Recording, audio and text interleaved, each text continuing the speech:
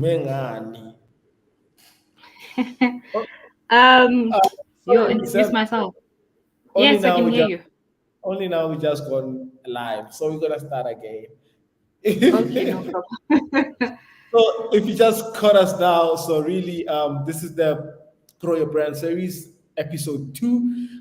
Last week we had a great episode whereby Mpumi and was joined by Dumi and Tabani Kumala talking about all things branding, and we figured that today as entrepreneurs, we need to take it up a notch and talk about some of the, I would say, least exciting stuff, when it comes to entrepreneurship, when you have to sort of put things into documents and filing and making sure that your business is complying with all the laws and regulations of the republic. So yeah, today I'm hosting one of my least, I'll say, favorite people, Sam, and I'm pretty sure she's shocked. Why are you saying that? Because Sam is one of those people that always asking me for documents and all of that. And sometimes, or most of the times, I don't have the required documents. But yeah, Sam is from Usi Accounting. She'll just give us a brief introduction. Okay, thank you for having me, first of all. And whew, introductions are always tricky. I guess the 2023 version of me is that I'm still an accountant. Yeah. Um, I've been in the accounting profession, well, corporate that is, Mhm. since I've graduated, which isn't really that long ago. But my passion lies with the SMEs, the smaller guys. This is Yes. because from my time while I was working at a bigger firm, with large clients, I realized that they have the muscle. They can literally hire someone whose job is just to um no disrespect, but like to just sanitize people, like that's their entire job. Yeah. Whereas SMEs, people like us, you end up having a person who does your social media, but they also do your accounts, and they also do other functions of the business. So that's how Jose Accounting Services was brought about, essentially. Oh, great. So you are founder and MD of Gusi Accounting. So Sam, I mean, every now and then we see ads online say I can help you register a business. You have to pay me 2,500 rands. Mm. I can help you with getting a tax clearance certificate, and you get X amount of money. Mm. Um, is that always the case? Should be people, for one, spending that much money to get Mm. their business registered? Firstly, I think it's important for people to know why are you registering an entity, Hmm. because that part of it is it's you get so excited. Yes, I've registered a company, I'm a director somewhere, but that's the smallest part of entrepreneurship, as you would also know. Yeah. Um, Registering an entity is luckily not expensive. If you're going to register with Hmm. CIPC, none of the entities cost more than 1,000 rands to register. So you'd also need to consider what type of entity do you want to register. Is it a private company? Is it an NPO? Is it a partnership? Different Yeah. rules apply for the different types of entities, but at the very least, you'd need to have 175 rand to register your company. Yeah. The markup that people add when they say I can register a company for 2,500. That's essentially how they make money. So yeah, it's not that expensive if you have at least between 175 and about 600 rand. You should be able to register any type of entity. Plus, the steps are on YouTube or online. It's Googleable. You don't have to hire someone to do it. But, Sure. but, Yeah. sorry to catch Okay. you. The tricky It's part. important. It's important to mention that with certain types of entities, like for example partnerships, right? Yeah. It's it'll be ideal for you to have a lawyer to go through the agreement with you, so that the Uh-huh. terms are clear, and the memorandum of incorporation, or whatever other Yeah. documentation that governs the entity is clear. Everyone understands what's happening, and yeah, is happy with it. And I think the partnership part is an interesting one. Actually, I think just yesterday or last night, right, I was reading an article of a very popular entrepreneur, that's making waves in the sneaker game. And it so happened that apparently he was married, and I think he registered the company with the wife. But it seems like at first value, there was no share certificate. So now the wife claims that they own 50-50 of the business Oh, I read that article. because Okay. of what's on paper, and I guess in the beginning it's all excitement, right? We are in this Mm, together. We are all equal in this business. Happy days. Let's start. And mm. down the line, so just touching or expanding on that. So you made mention of a lawyer in terms of just drafting an agreement between the both parties or putting together the memorandum of understanding. Is that all? Or there are other documents that are required just to make sure that both parties or whoever is involved in the business is safe? Um, I'd say for a rush job, right, which is usually what a lot of people do, they just got into Mm. CIPC, click a few things, and within like 15 minutes or so, you're done registering an entity. But I'd advise that you review all of the terms that you're accepting, right? So even while you're registering on the system, it asks you certain questions that you need to answer, and it asks you to read like the terms and conditions, those sort of other links that are attached to it. So it would be Mhm. advisable that you are aware of it, that you understand it, and that you don't just rush through it for the sake of having a certificate that you can submit for tenders and the likes, because Yo, tender people have been keeping us in business for a very long time. So yes, we appreciate Say what? them. Tender business. People who tender people, yes, people are Yeah, who apply for tenders, because yeah, usually they'd ask for, where's your company registration document, where's this, where's that, where's that, yes. where's that, which is why people, I think, end up feeling forced to register a private company. Yeah. Is that the only reason, though, that I should be registering an entity, or should I be looking Not at other? necessarily. Not necessarily. Like for some people, it makes more sense for them to trade in their personal capacity as a sole proprietor, right? Yeah. So it's not a process to be rushed, right? Mhm. It's something you need to consider. What's my actual objective with this entity? How long do I see myself being in this business? Who am I going to work with, and what sort of trade can I bring to them, or equity, or a remuneration for other people that you're going to collaborate with. So those are the factors that you need to consider, and then only make the decision, because whichever decision you make, there are repercussions that you also need to be aware of. um, Sure. for example, if you register a company today and the person you registered the company with decides to ghost you or something like that, Yeah. you still need to make sure you file your returns, whether you traded or not. You still need to make sure you make your declarations, whether you're trading or not. Hmm. So yeah, it's important to be Yeah. aware of your I think decisions. maybe now I'm reminded of accounting one from varsity. You Hmm. know, um, what just briefly, what kinds of, from a registration perspective, I mean, I know the PTY is sort of a popular one, but that Mm. most of us know of. So what kinds of companies can one set up? Okay, so like you said, the most popular one being a PTY Ltd. There's also a a nonprofit entity or nonprofit company that can be set up. Um, with entities like that, you at the moment you can't register as just one person.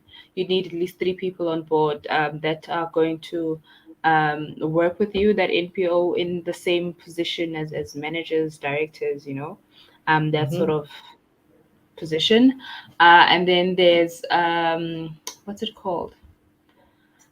uh, Limited liability entity, right? So those are usually used by people in practice, like doctors, not nurses, doctors, lawyers, marketers, even accounting services. It's So it's more usually like a professional services type of business, whereby you're rendering a specific so the say, difference, the main profession. difference between, yeah, I would say it's mainly for the service people, because um, that limited liability aspect of it, right? It's to say, if Pat was the CEO in 2017 and he Yeah. resigned in 2020 for whatever reason, and in 2021 it's discovered that there was fraud in 2017, then Pat is going to be held accountable, right? They won't go for Zamani, who's currently the CEO. So it limits the liability to say, okay, yes, was my term in office, so I'm accountable for whatever happened while I was in office. So that's why it'll be popular with the services type of industries, as opposed to people selling products. Alrighty, cool. Thank you for that, and I think it's very insightful. So we're gonna take a quick break, and yeah, I know you guys are expecting an ad on the screen, but I'm just gonna tell you briefly about the yobas that are happening on the 14th and 15th of June at Sandton Convention Center. We're gonna be housing the largest number of youth-owned brands at the richest square mile in Africa, that is in Sandton. So imagine a shopping mall that just houses local brands. Gonna be superb. So we're not only limited to that. We also have master classes and panel discussions. Over 35 speakers will be joining us at the Festival of Youth Owned Brands. It's going to be super exciting. So early bird tickets are available if you go on to www.top16yoba.co.za, www.top16yoba.co.za. If you visit our website, you'll see all the details. There, you can get yourself a ticket. Yeah, it's going to be very exciting. My team and I, we're all working hard in ensuring that you're going to deliver the best possible experience. Yeah. So some of your local or favorite local brands, youth-owned brands rather, will be showcasing at the Festival of Youth-Owned Brands. And of course, on the evening of the 15th of June, it is the Yobas, right? It's the big night where we'll be awarding some of South Africa's finest youth-owned brands. So do check that out. So just go into the website www.top16yoba and actually, get your ticket and read up more and get your information. And yeah, and also on the other hand, our judges are hard at work. They've started with the shortlisting of youth-owned brands, and of course, we're gonna be opening the voting lines soon. So we are very busy here at the Top 16 Youth-Owned Brands Awards, and we just want to make sure that we deliver the best possible experience for you guys. Please do engage with us should you have any questions, and also should you own a youth-owned business and you want to showcase at the Yobas, or you're a big corporate and you want to connect with the youth in a very meaningful way, the Top 16 Youth-Owned Brands Awards Festival of Youth-Owned Brands is the place to be. So yeah, so please do visit our website again, www.top16 youth owned, top 16 YOBA, and yeah, you get all the information that you need there. So I hope you're finding value in what we're discussing today, just to remind you, if you just joined us now, we are talking about the importance of, governance and compliance. A lot of us as entrepreneurs, we get really excited when we start our businesses. We just want to hit the ground running. We don't want to worry about paperwork, because that's a waste of time, because the fire and the passion in us, it's just too much, and we want to do great things, but we forget to take care of the important elements, which is compliance and government. And the unfortunate part, there are no shortcuts around that, because one mistake, your business can shut down easily like that. So it's very important that you take care of that. And I mean, if you've dealt with SARS, and then you've been on the other side of them, where, if, for example, you are owing some taxes or you haven't been paying, that affects your compliance, and ultimately you may not be able to trade with any government department or whatsoever. But Sam is back, and she's the expert in this field. Sam, I was just sharing a story about SARS, our friends there at SARS, that usually give us a bit of a tough time. Speaking about SARS, also, when does a business decide to register for VAT? Yo, SARS has been your friend for a while, eh? Getting the Yeah. SMSs and emails and everything. But in terms of SARS, right? So automatically, let's just start this process here. Automatically, when you register your entity with CIPC, SARS knows about it, right? Sure. So that doesn't automatically mean you'll have all of your or you have all access to your SARS records. You'll still need to follow protocol of registering what's called a public officer, right? And once you've registered a public officer, which is actually the person responsible for all the tax affairs of the entity, then that person will have access to it, right? They'll be able to register for the different types of taxes. They'll be able to dispute with SARS. They'll be able to basically be the shield between the business and SARS. Yes. SARS at the moment is trying to be friends with SMEs, right? So you'll find that's why there's so many allowable deductions. You'll find there's so many um, exceptions, so that even with businesses that make a certain amount of money or are trading in a certain area, they don't have to pay certain types of taxes.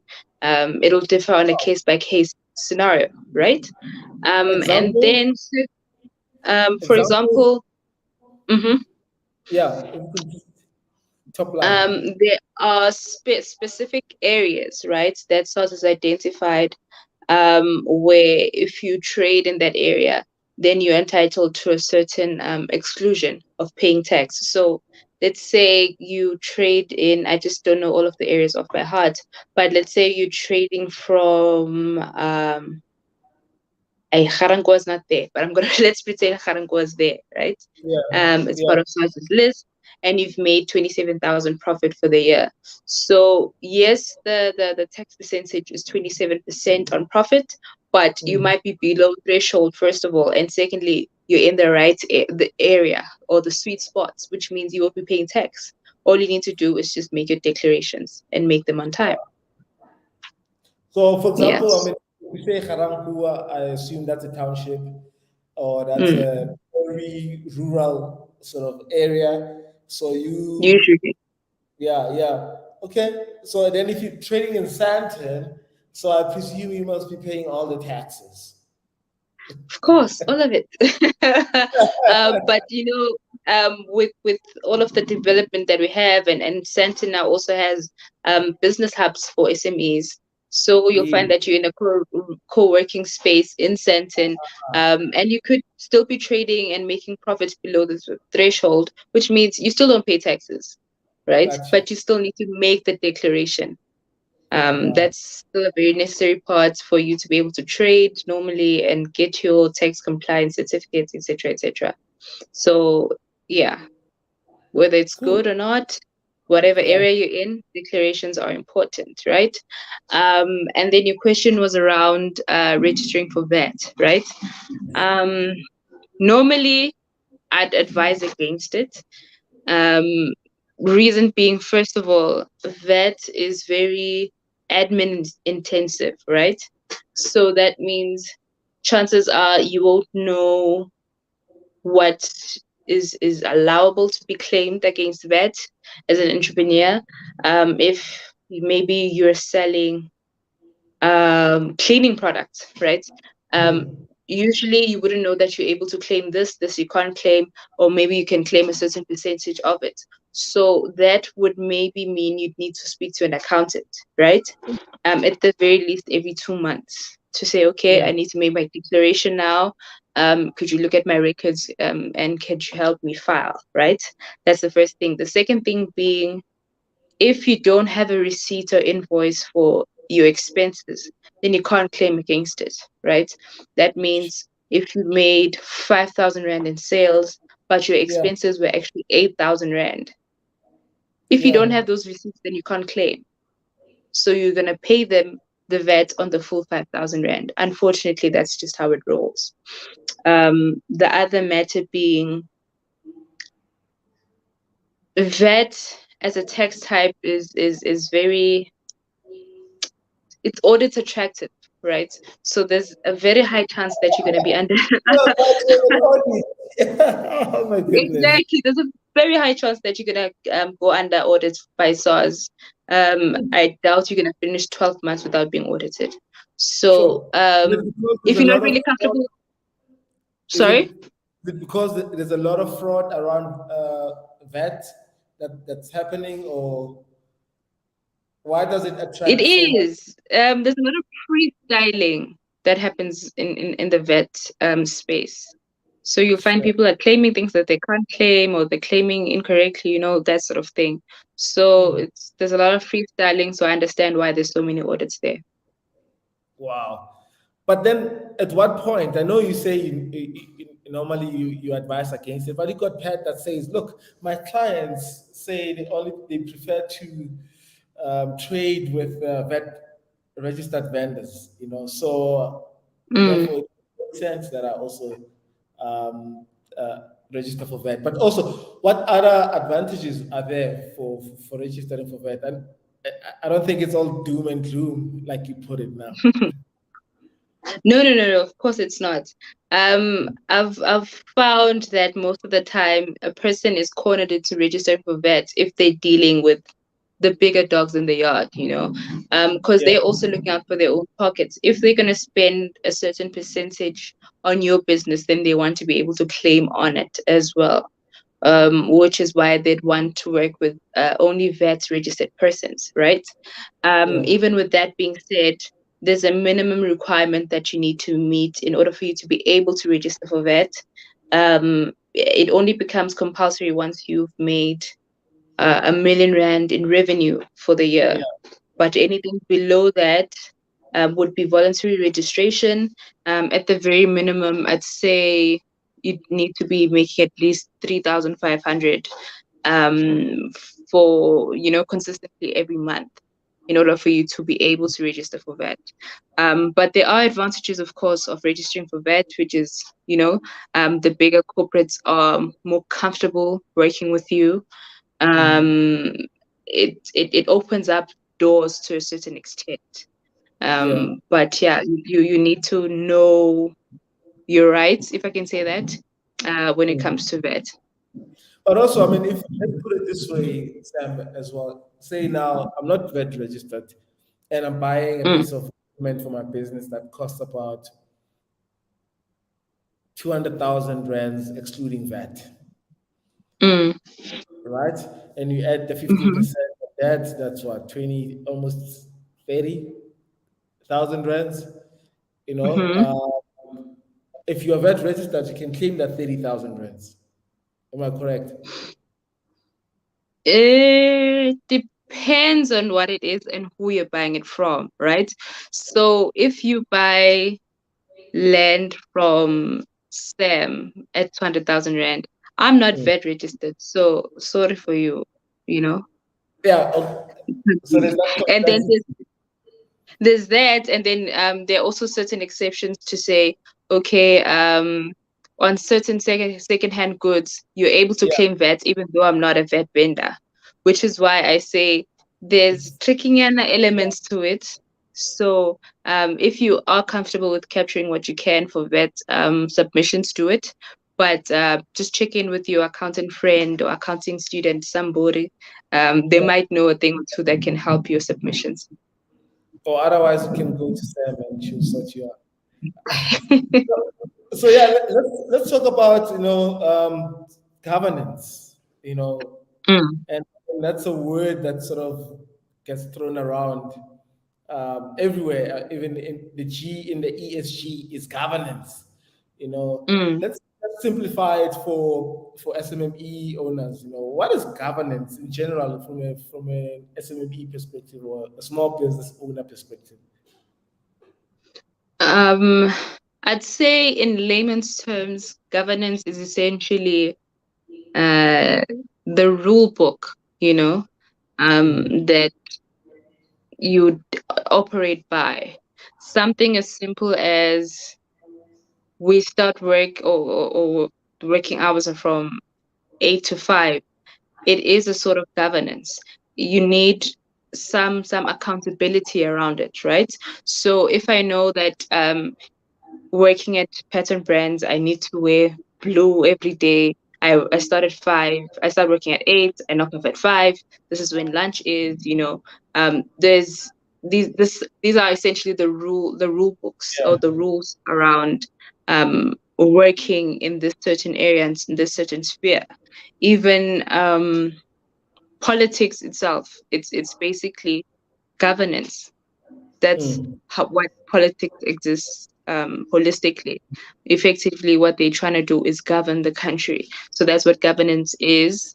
And it usually entails that entrepreneurs or SMEs need to then put in what we refer to as internal controls, mm, which would be rules to say, okay, if maybe you're going to the safe, you need to wear white.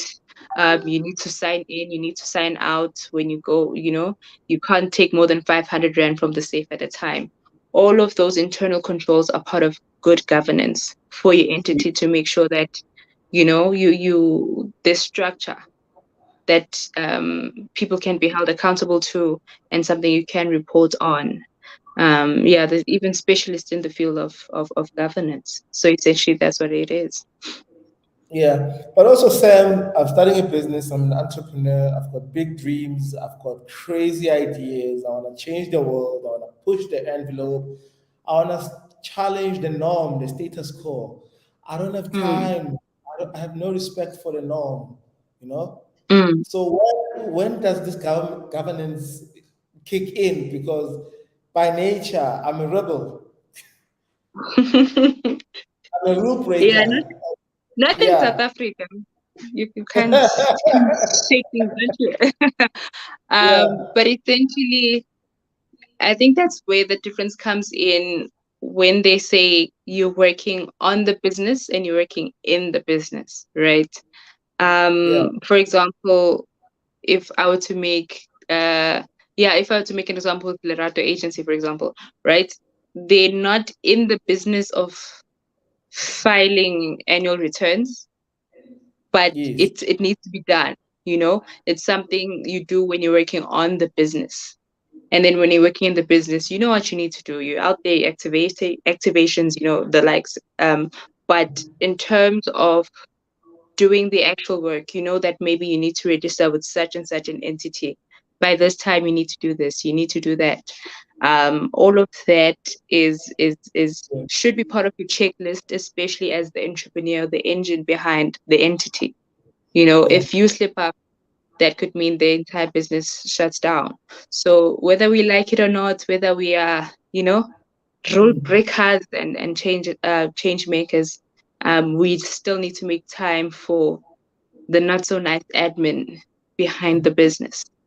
Um, Admittedly, for example, in my case, I just started it. I just ran with the business. I didn't even have a business account. I just registered an entity and I was chilling, right? But Yeah. eventually it started catching up with me. It was a thing of, okay, if I need to move to the next step, I need to do this admin. I need to, Mm. basically tick the boxes to make the government happy and allow me to operate in certain spaces. Yeah. I can see we're running out of time. However, Okay. yeah, I just want to top line from a governance perspective again, like Mm-hmm. the bare minimum. What sort of structures or documents do I need to have in place? At the very least, you know, Mm, I just started my business. I've got a team of five. I've got an mm. office. I'm registered with CIPC. But at the very least, what sort of documentation one needs to have in place? Um, Before that, you'd need to know what type of entity you're working with, right?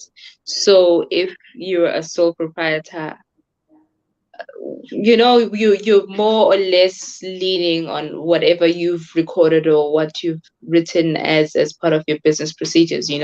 This would be like your freelancers who maybe do gigs now and then. They know when needs to happen, what by what, when and how, right? That space isn't as regulated as a private company. For them Yeah. it's just a matter of do your books correctly and then file during tax season. They're done. They don't need to report to anyone. There isn't any legal documentation that they need to comply with, right? Yes. But when you look at the other types of entities, at the very least, for a private company, right, which is also the most popular one, you'd need to have your company registration documents. There's various types of them, but the most common one that is required when you are applying for tenders or dealing with third parties that want to see your CORs at 4.13 or 4.3, right? That want to see that document, which would give them the details that they are looking for.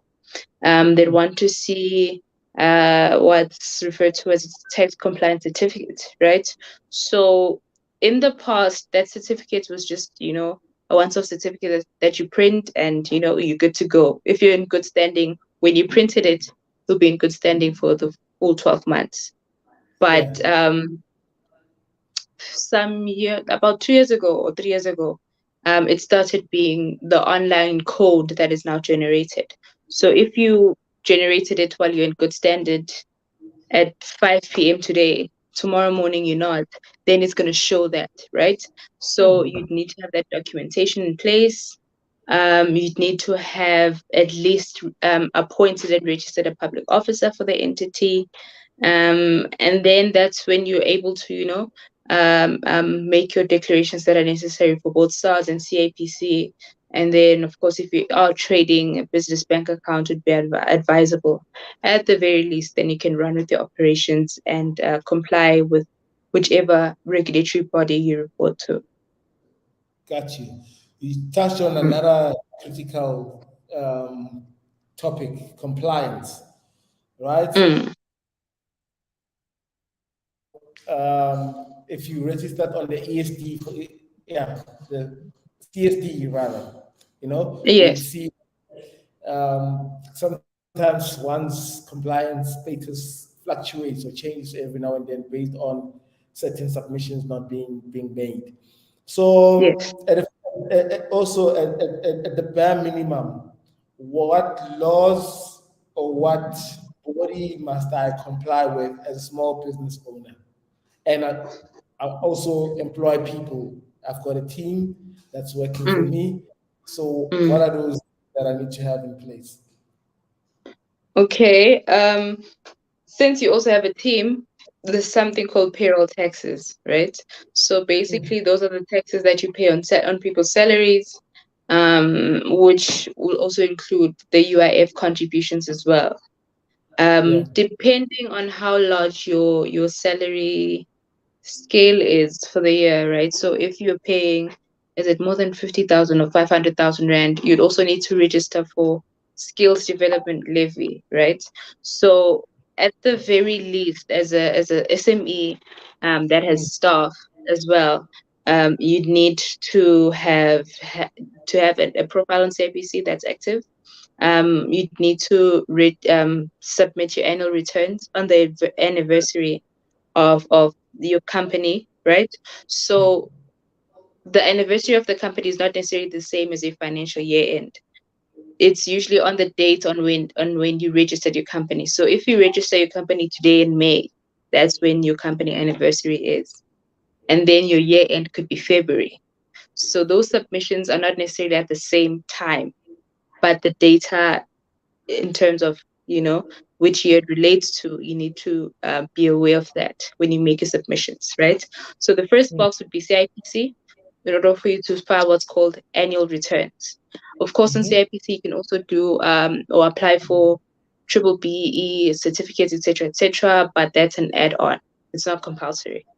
And then in Yeah. terms of taxes, we touched on payroll taxes, which you need to register for, and you need to make your declarations and payments before the 7th of every month. This would be towards SARS and UIF, but you Mm. can pay to SARS directly, and then they'll liaise with UIF on the side in terms of how they split the money that you pay over to SARS, right? So you only need to make the one payment. Sure. And then, depending on the type of work you do, you might also need to register for what's called the Workmen Compensation Fund, right? Mm. Which is COIDA to a lot of people. You register there, and then you also need to make annual submissions there. It usually opens up around May. At the moment, it's open as well. And then the other box would be income tax returns. So those you have about 12 months to file it after each financial year ends for the business. So documents need to be in place. Your financials need to be signed off in order for you to file your income tax return. And then we have what's called provisional tax returns, which is basically your income tax return split into two. So on the tax bit, there's three submissions at the very least. Seems like we are losing Sam. I still have okay, cool. And then Yeah, CIPC, it's the one. COIDA, it's the one. At the very least. sure. Interesting. Sam, ngesindebele bathi azicedwa zonke. You know? Yeah. Thank you so much for making the time and chatting to us. So how can people get a hold of you if they want more information or they want to have a one-on-one consultation with you? How can they get a hold of you? Luckily we are on social media. We're not the best at it, but we do respond to our social media platforms. It Yeah. would be Nkosi Accounting Services. We are on Instagram, Facebook, yeah, and Twitter. Yeah. We also have our website, which is where you're able to access other details and what services we provide in detail. Yeah. Alternatively, you can pick up the phone, call us, send us an email, and you should have a response within at least 2 business days. Oh, great stuff.